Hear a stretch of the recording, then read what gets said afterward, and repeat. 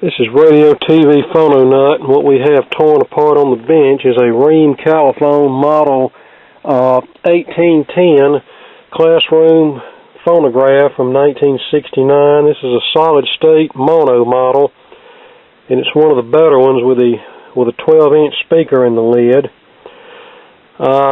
When I got this, the 89T cartridge holder was completely gone, but they were nice enough to leave the screws, so I just dug around in my junk and found a new cartridge mount and installed it in here.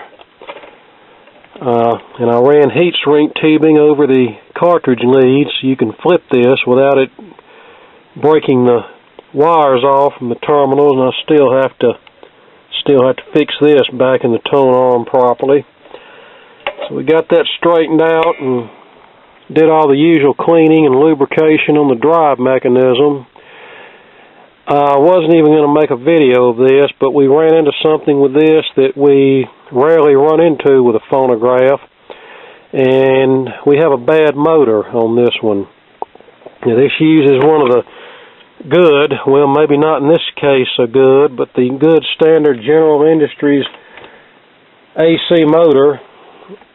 And out of all the record players I've worked on over the past 30 years, I can probably count on, I'm just going to be generous and say 2 hands, the number of motors that I've had to replace. Probably wouldn't take much more than 1 hand to count the number of motors I've had to replace, but suffice it to say, these motors are generally much more reliable than the later DC motors that they started using, but not this one. This one, the bushings are shot in it. You can see the play in the shaft there, so I don't know what happened here. I don't know if somebody lubricated this with something with abrasive material in it and then let the motor run 24/7 for 30 years straight, because this just seems very worn out for average use. I've only seen this one other time on a phonograph motor, and it was one similar to this. Alright, let's plug it up and see what it does. Alright, here we go.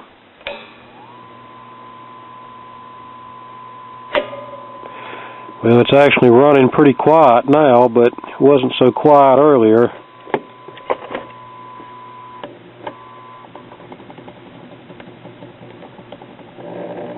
There we go. I knew we'd get some noise out of it.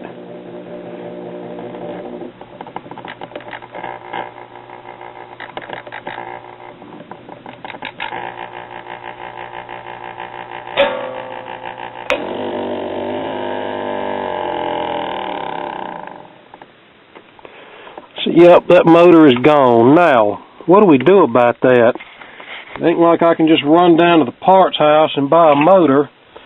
So what we do, we dive into some of this junk that I've been hoarding over the years, and hopefully we can come up with a motor.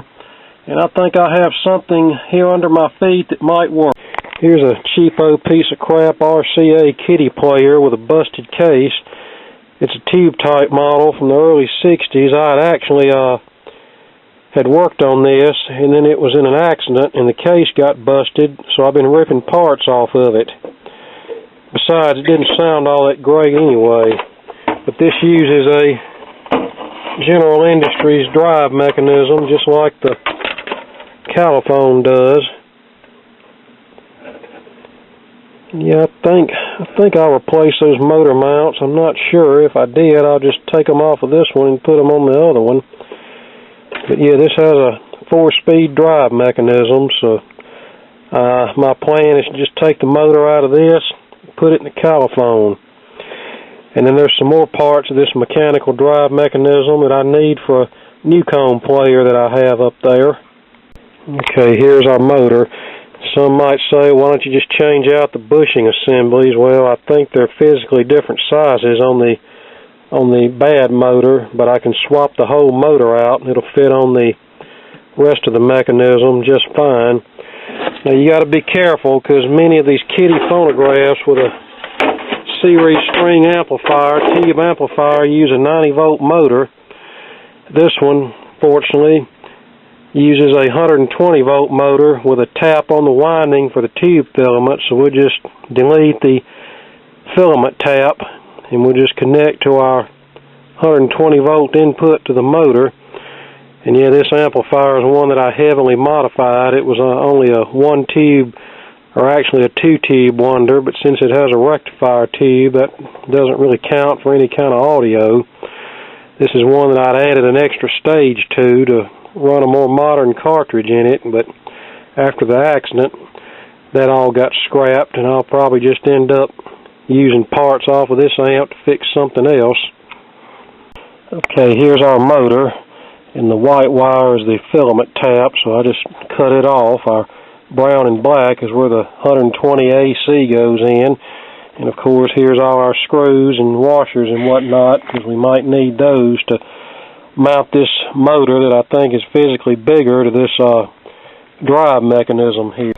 Okay, here's our motor from our donor phonograph, and no play whatsoever. The only movement we have is the whole thing moving on the motor mounts. Let's turn it on. And it just barely makes any noise. You can't hardly hear it.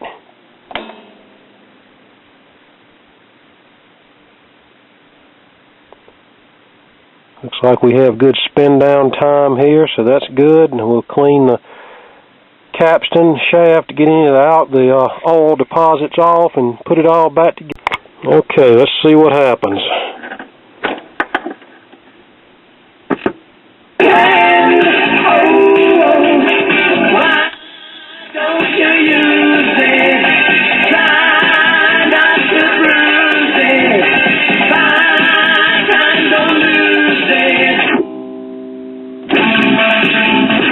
That's good. And yeah, there's still a few more things to do to this. I'm probably not going to do them in this video, but I need to put a new mat on here. The original was one of those foamy mats that likes to rot and disintegrate, and getting the old one off was a real pain in the butt. I need to clean all the controls and probably replace the capacitors, and I see a few that look like they're about to lose their guts, but I won't fool with that. I just mainly wanted to concentrate on the motor.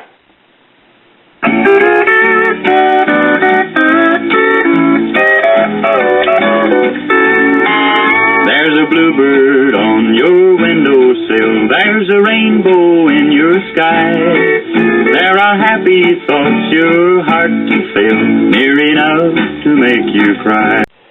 Here's the top bushing assembly out of the old bad motor, and it does indeed look like somebody tried to glop this up with something. I don't know what they used on here, but whatever it is led to the early demise of this bushing, I'm afraid.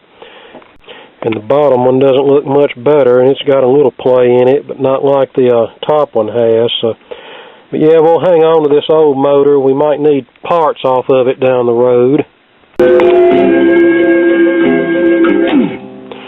Well, I hope you got something out of all this, so I'll leave you with a few seconds of music from this album,